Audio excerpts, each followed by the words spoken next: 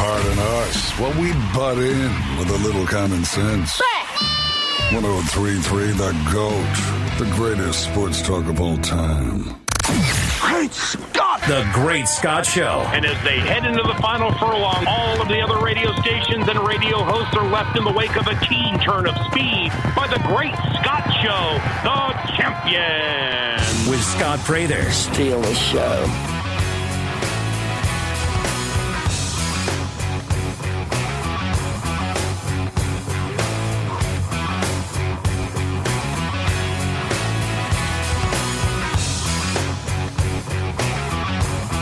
Hello, everybody, and welcome into the Great Scott Show on a Give Me All You Got Friday. Give me all you got!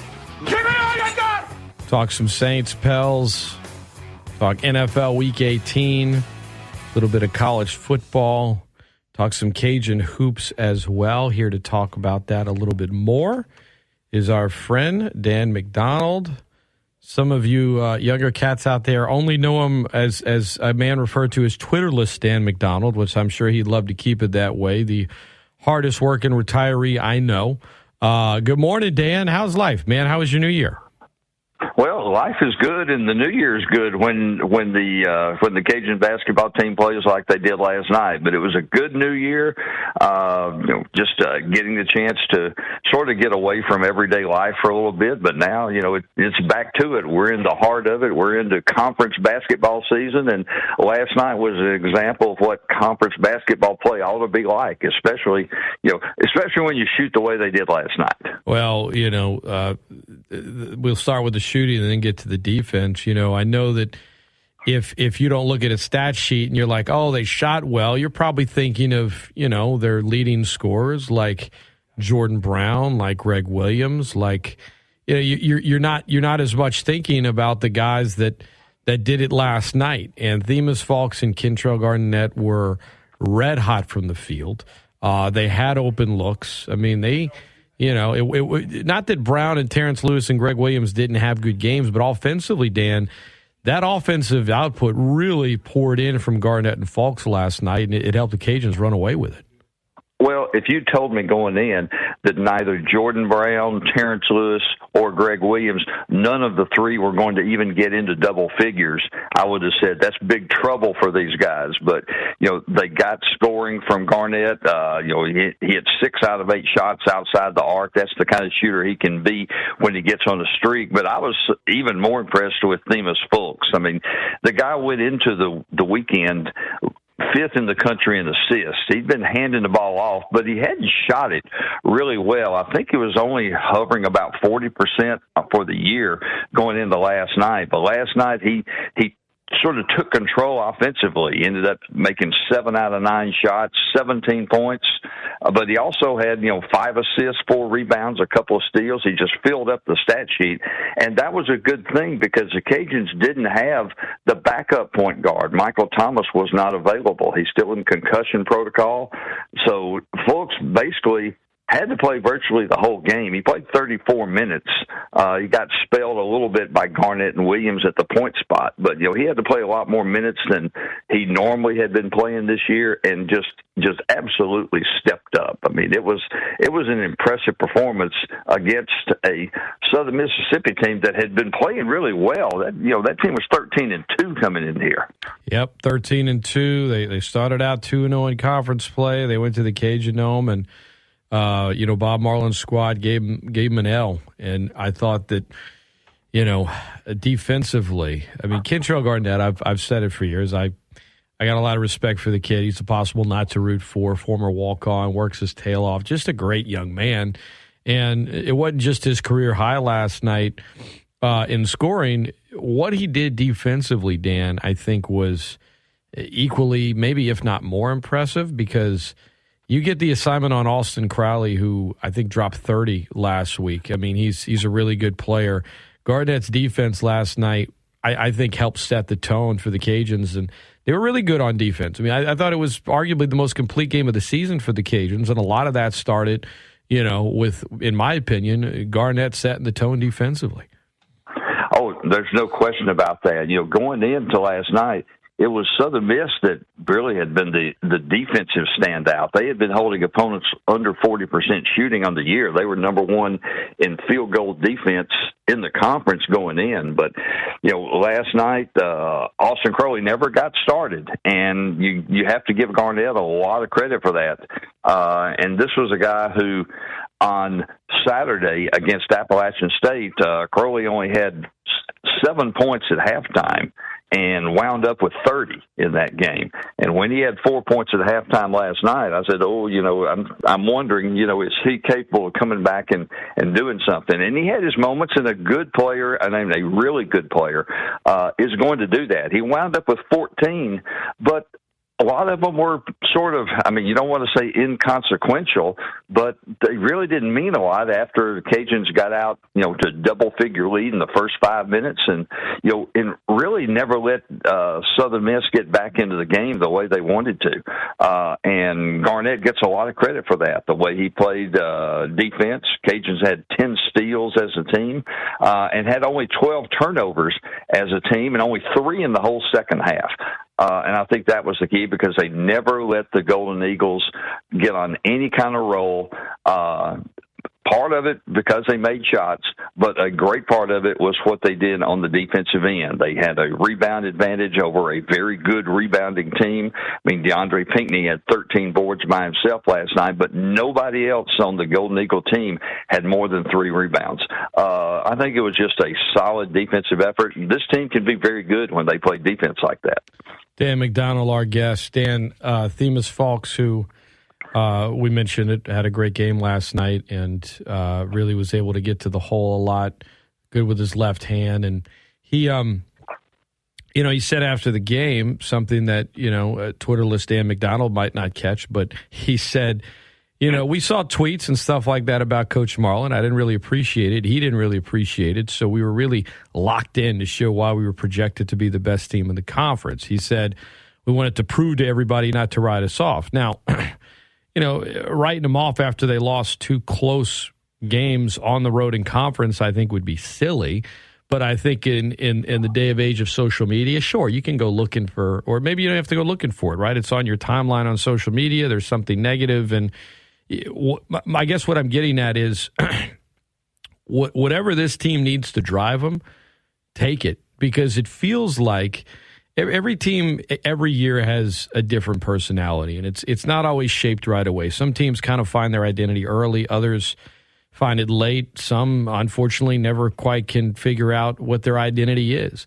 It seems like this team, maybe I'm off here, but I think while Jordan Brown is somewhat of kind of a cool, laid back kind of guy at times, and Kentrell is a very nice, a sweet kid. Having said that, it does feel like maybe this team has a little bit of an edge, Dan. Do you kind of sense that watching them up close? Do you feel like they have a little edge about them?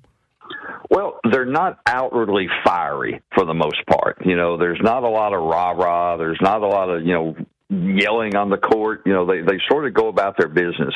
But intensity is not an issue, I don't think. And you did touch on the very reason that I'm not a social media kind of guy, is because there's so much negativity out there, and not just with basketball or sports, so much negativity on everything. That's why I don't do it. But I do appreciate, sometimes getting a little information dropped in like that. But, you're absolutely right. They went on the road in conference play, and this is a tough league. This was a tough league before, and it got a whole lot tougher this year with the addition of teams like Southern Mississippi and James Madison and Marshall and Old Dominion.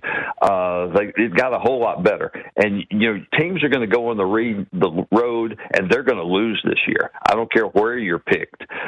Southern Mississippi, here's an example.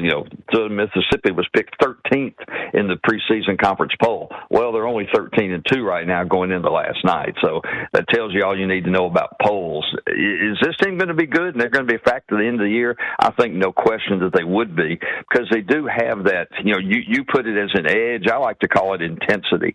They will have games that they're not going to shoot it well. Every team's going to have that. But you mentioned Jordan Brown. people like look at his stat line last night and say, oh, he didn't have a very good game. He only got off 7 shots. And that's because teams, every time he touches the ball, he's getting doubled. I mean, guys are sliding off him, or sliding off their man, picking him up. Most teams are still playing man-to-man, but they're doubling up on Brown every time he touches it. That's a lot of the reason that Terrence Lewis has had the season he's had, been very successful. That's a lot of reason you mentioned, and you were exactly right. Guys had good shots last night. Part of the reason is that people are having to spend so much time concentrating on doing something about Jordan Brown, because he is a force. You cannot play him man-to-man or he's going to put up 30 on you.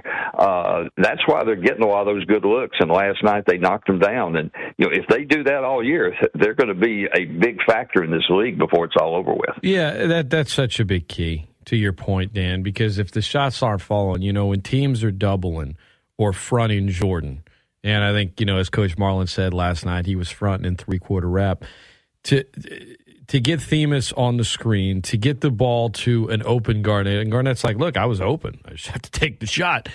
If the shots are falling, then everything else can kind of fall into place. But when they're not, maybe you're forcing it more in there. Maybe that leads to turnovers. I mean, I know it's such an old cliche, but it's a make or miss sport, right? Make or miss league. I mean, when those outside shots are falling, a lot of other things like defense, lack of turnovers, all of those key things, they all tend to fall into place a little bit better. And so, last you have night a chance to set things up so much. Right, no question. When you make shots, you can, the rest of your game just flows. You can set your defense the way you want.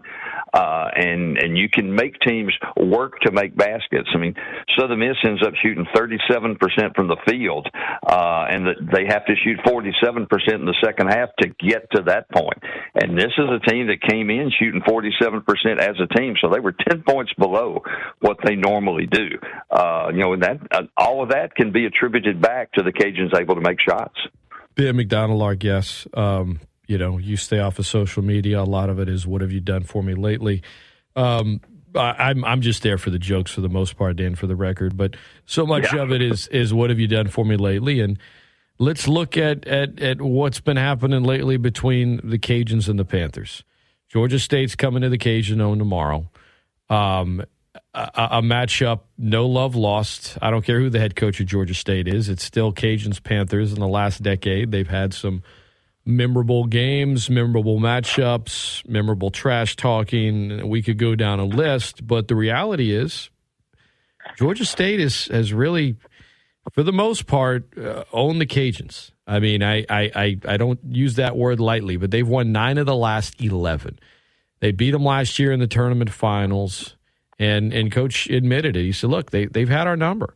It's one of those games, one of those teams. I think when you look at the schedule, and you're saying, man, what's if you could just get a guaranteed win somewhere on the schedule, no questions asked. I think a lot of in conference, I think a lot of Cajuns fans would say, oh, look, at Georgia State, that'd be nice. Well, I get it's not at Georgia State, it's at the Cajun Dome. My point is, it's a game the fans want to win. It's obviously a game the team wants to win. It's high up on the list. What do you make of the recent history in this matchup? And, what can we look for tomorrow night at the Cajun Dome?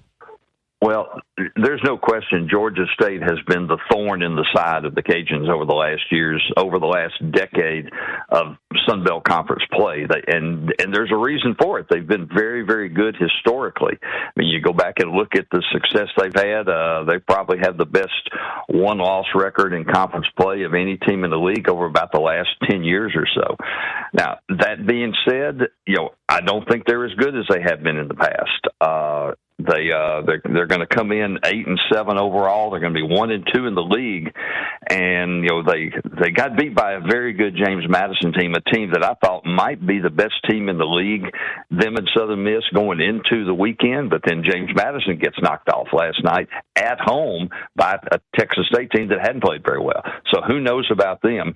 Who knows about Georgia State? I mean, they were able to beat South Alabama at home, but then last night they go to Monroe, and ULM ULM is the most surprising team in this league. They're 3-0, and they've got 2 road wins already. But ULM is up winning that game. They were up double figures almost the whole game, end up winning by 8. So I really don't know what to make of this Georgia State team. The only thing I can look at is that, and we keep coming back to it, they haven't shot the ball very well. They're under 41% as a team. They're under 28% from three-point range, and both of those numbers are even less in their 3 conference games. So, they're a team, I think, searching for some offensive identity. They had a guy, Brendan Tucker, last night. He scores 25 for them in Monroe, but the rest of the 4 starters combined scored only 17 points.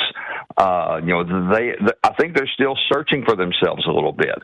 They made only 16 out of 48 shots last night in Monroe. Now, maybe you can give the Warhawks some credit for that, but I can't get a handle on them yet. They've got some players that have been pretty good. Dwan Odom has been pretty solid all year long. He's averaging about 15 a game, but they don't have the guys that can just put a team on their back and win a game by themselves this year. At least nobody that has shown the propensity to do that. I think that's what they're missing. They're missing some of those mercurial individual type guys. There are a lot of new faces. That's the case for, I think, every team in the league with the exception of UL. And it's really they're feeling themselves out. Maybe you mentioned a team finding themselves during the year. That's what I think that Georgia State's trying to do. And if they can do that, I think they'll be in the thick of it before it's all over with. But I don't think that they've shown that so far this year. They're still an unknown quantity. I'm kind of looking forward to seeing them coming in here and seeing what they're doing. But, I don't think there's any question. If Cajuns shoot like they did last night, they play defense like they did last night, they're going to finish this road trip or this home stand 2-0 and, be kind of right back, sort of right the ship and get right back into the conference race. Yeah, you mentioned Georgia State finding themselves. 8-7 overall, 1-2 in conference play. I think you're catching them at a good time, and you got them at home. And you know what? Winning on the road in college basketball, Dan, I talk about it a lot, and I think, I look at a team like Marshall. They're 12-4 overall, and they're 1-2 in conference play. I'm not sitting here telling you, losers of 2 straight, they're going to win the Sun Belt. But maybe they're a little bit of a tough route on the road because for the most part, they're to my knowledge, I think they're the only team in the Sun Belt that pretty much charters all of their trips. And there might be, one at James Madison or something where they don't, but for the most part, right? And whenever you charter and you're not flying commercial, it all makes a difference, man. When you got a team going on a flight, and I think there's maybe one time this year where UL's chartering, but for the most part, they're not flying everywhere. Chartering, they're commercialing, and it's tough, man. You get in late, you have connections, you get delayed, you get to a team, you get to bed late, you have a shoot around. My point is, and I've said it a lot. I was even talking about it last hour as far as NBA, and that's all chartered. But my point is that travel to me, especially for those Saturday games, right? That's the big impact as far as why is it so hard to win on the road in college basketball? I'm like, look, whenever you're traveling, after a Thursday on a Friday and then playing on a Saturday, sometimes early in the day, that has a bigger impact than, no disrespect to the crowds or the arena or anything like that. But that's to me the biggest reason why it's so hard to win on the road in college basketball, especially as a mid-major. Well, people say in sport that the toughest thing to do is hitting a baseball. I think you're right that the toughest thing is winning on the road in college basketball when you play in a good league. And I think this is a good league, and like I said, it got a lot better. That being said, it just became a nightmare in travel for a lot of these teams. It is a very far-flung league, and there are some times that every team's going to face during the year that the travel is, you scratch your head over the schedule maker. And I'm sure, it's probably unavoidable for the most part.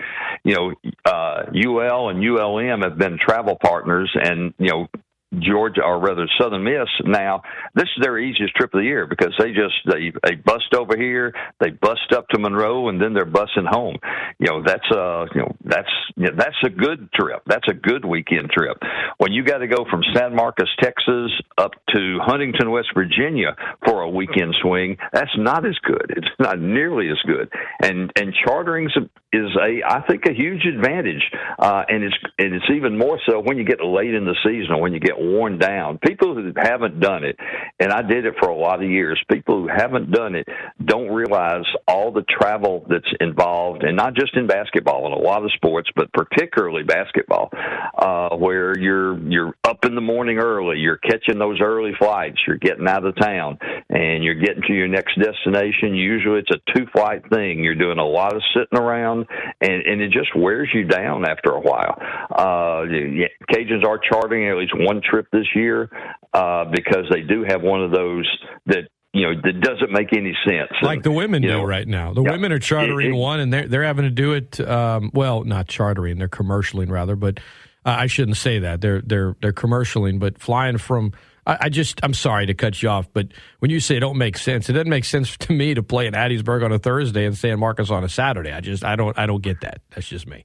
Yeah, well, you're right, but how else are you going to do it? I'm sure the schedule makers, they sit up at night trying to figure out how to make it fair, how to make it equitable, and how to make it easy for these teams.